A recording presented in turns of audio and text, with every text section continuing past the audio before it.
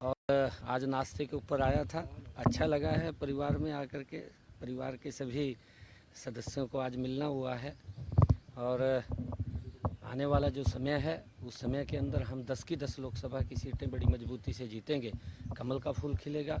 नरेंद्र मोदी जी को तीसरी बार प्रधानमंत्री बनाने में हमारी हरियाणा की अहम भूमिका होगी और उसके अंदर कुलदीप जी का भी एक हाथ बड़ा उसके अंदर होगा। तो कहाँ कुलदीप जी प्रचार करेंगे सर, कहाँ करेंगे? वो उसकी बैठ करके सारी रचना बनती है, योजना बनती है पार्टी के अंदर बैठ करके कहाँ कहाँ ड्यूटी लगेगी, क्योंकि जहाँ भी ड्यूटी लगेगी और जिस नेता की भी ड्यूटी लगेगी वहाँ पर वो जाएंगे। सर कांग्रेस अभी तक टिकट नहीं बांट पाई है। बीजेपी के तमाम प्रत्याशी मैदान में है सर, लगातार देरी देखने को मिलती है नजर आई। किस तरीके से उनकी रणनीति को देख रहे हैं? कांग्रेस में मंथन चल रहा है, क्योंकि जो बड़े नेता हैं, चाहे भूपेंद्र सिंह हुड्डा थे, पिछली बार चुनाव लड़े थे, रह गए थे। अब की बार कहीं ना कहीं उनके मन में इस बात का डर है कि अब की बार भी हम हार ना जाएं, और उस हार के डर के कारण वो कहीं ना कहीं मैदान में उतरने से डर रहे हैं और किसी न किसी के ऊपर कभी किसी पे हाथ रखते हैं, कभी किसी पे हाथ रखते हैं।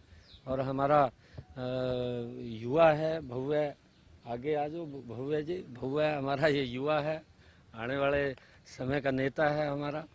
और मिलकर के हम मजबूती से 10 की 10 लोकसभा की सीटें, और करनाल में भी एक कमल का अंक शुभ होता है और 11 के 11 कमल के फूल खिलेंगे और नरेंद्र मोदी जी देश के तीसरी बार प्रधानमंत्री बनेंगे और वहाँ पर भी कमल का फूल खिलेगा। आपका नामांकन 6 को रहेगा ना सर? 6 तारीख को। सर कांग्रेस के मैनिफेस्टो को लेकर लगातार चीजें वो देखने को मिलती है। प्रधानमंत्री ने निशाना साधा कि मंगलसूत्र लेने तक का जो काम है वो कांग्रेस कर देगी। सर विरासत टैक्स को लेकर भी कांग्रेस के नेताओं का बयान बयान दिया है विरासत टैक्स वाला सर। देखिए, क्योंकि उनकी सोच रही है, जिस प्रकार का उनकी सोच है वो जग जाहिर हो जाती है। जो उनका हिडन एजेंडा है, उन्होंने जो मैनिफेस्टो के अंदर दिया है वो भी देश के सामने आया है, जिस प्रकार का उन्होंने कहा है और उनकी सोच दर्शाती है। वो एक वर्ग की बात करते हैं, मोदी जी 140 करोड़ लोगों की बात करते हैं कि हमारा जो कार्य होगा वो देश के 140 करोड़ लोगों के लिए होगा, और वो कहीं ना कहीं एक विशेष वर्ग को आगे ध्यान में रख करके उसके ऊपर की बातें करते हैं।